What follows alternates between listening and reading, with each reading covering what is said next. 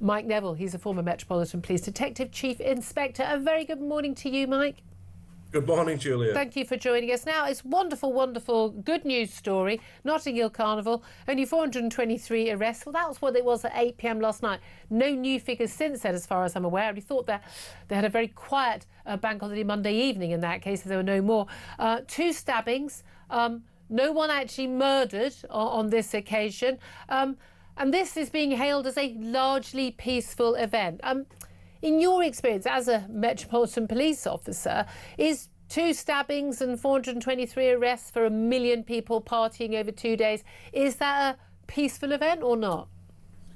Well, if you compare it with things like the amount of people, I think about 1 million people go to football on a Saturday, and if there was 2 stabbings there every week, then there would be something said about it. It is judged by lower standards. It's shocking, really, and that is simply down to people being afraid of being called racist. And what this means is that people are put at risk because of this event. They won't move it because they're accused of racism. They won't put a cost charge to it, even though the taxpayers are paying absolutely, 10, 12, 13, 14 million pounds. They could. And there was an extra £1 million emergency fund given for the Notting Hill Carnival in the last few months to sort of help police it all. Yeah, absolutely. I mean, one thing that does strike me here, though, is you've got to congratulate the Met. I do come on here sometimes and criticise, but the Met have been very proactive here. They made a lot of arrests. They've utilised before the event to remove troublemakers. They've put other gang members on bail conditions or recalled them to prison.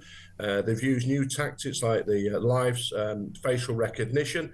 So all credit to the Met, but again, Julia, every one of those officers, the 7,000 officers on double-time money, bank holiday, are not patrolling all those other places in London where there's so much crime going on. And we know, I think it was 100 or a couple of hundred arrests before, 100 actually before the event even started, and people banned from attending the event. We had the instant live facial recognition machines as well, and we had scanners. But it is interesting because it depends what arrests are for and what crimes have been committed, doesn't it? If it's sort of possession of cannabis, a lot of people be frankly a little bit more relaxed about that. Not everyone, but some people. Well, about 40 arrested for dealing drugs. Well, no, that's and Class A drug. Those things. So 2 stabbings, neither of which resulted in life-threatening injuries. So well done, everybody. 32 people arrested for assaults on police. That's pretty telling. 46 taken into custody, possession of offensive weapons, so most likely knives. 70 arrested for cannabis possession, 32 possession of Class A drugs, 44 for drug supply. 5 arrests in connection with robbery.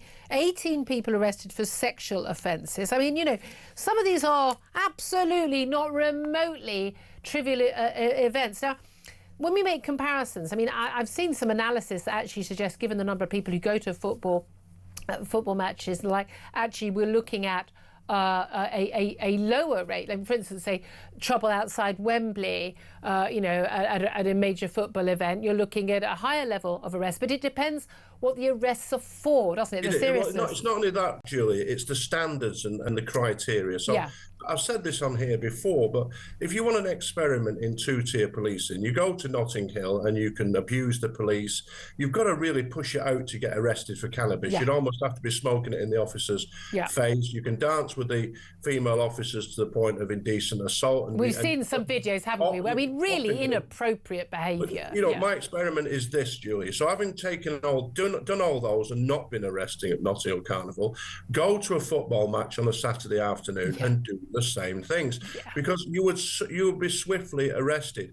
And it is tragic. It's all down to this fear of being called racist. We've got to be honest with this. I see that Festus, the former PCC, the Police and Crime Commissioner of Bedford, a really eloquent guy, saying that we really need to look at what standards we judge ourselves by here. Why are we judging this to be a success? Like it's laughing. It's said, isn't it? Oh, only 2 stabbings, and we don't know what injuries those have been inflicted long term, whether they may result in some more serious injury. And And also, as you say, we only know the arrests up to 7:45 yesterday, and most of the really serious criminal activity happens late on Monday night. So well, exactly, and I'm very surprised not to have seen new figures. I mean, it would seem just looking it up, but also if you compare it to other festivals, you think, oh, it's a festival, there's drugs, there's drink, whatever. Glastonbury Festival, it goes on for 5 days. Actually, most people go for, you know, a day or two longer, actually.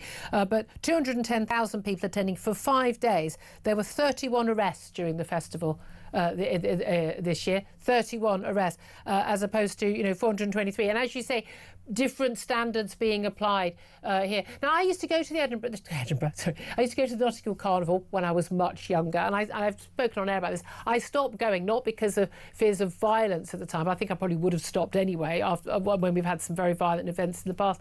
But actually, from basically the whole thing just becomes, there's so many people, you're not even dancing and having fun, you're just walking and getting stuck in a crowd. And I ended up in a very, very, very congested area, and I couldn't breathe. It was a bottleneck, and I thought, this is a very big accident waiting to happen. I don't want to be a part of it.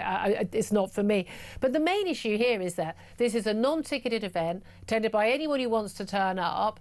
And it's in a very, very built-up residential area, and most local residents actually have to board up their homes to stop people urinating on their property or having sex on their property or graffitiing it or trashing it.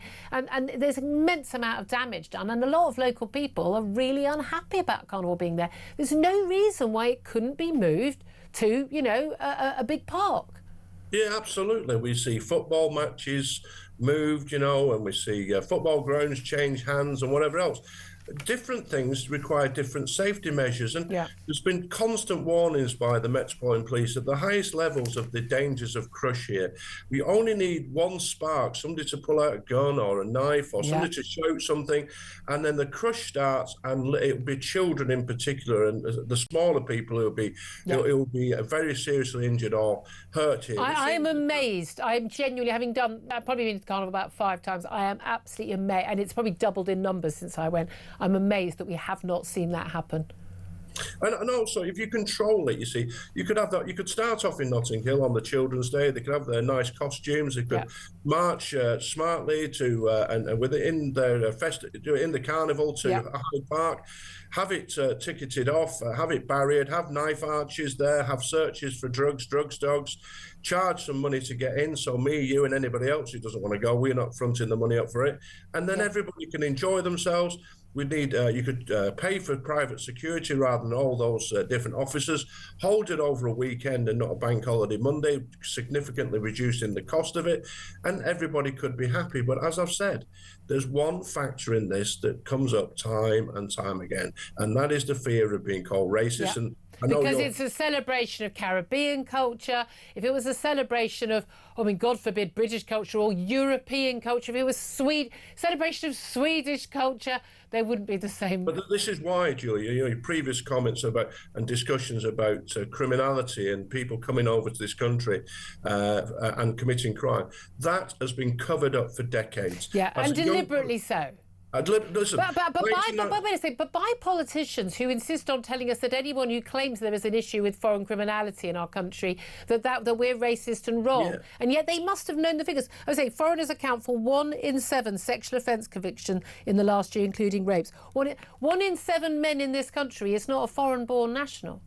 No, so in 1995, I actually I was a young policeman at Clapham, and I did a report into who were the street robbery suspects, and they were young black men.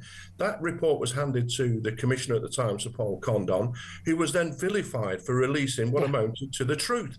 And I even saw in the 1990s, I saw a superintendent rip out a page of a report which disclosed uncomfortable facts, and that was done so she could get promoted. These people should be ashamed. And decade after decade, the truth about crime has been covered up. Now, we're fortunate now, at least we have the truth. But we're actually, what gets me, I've got 3 daughters.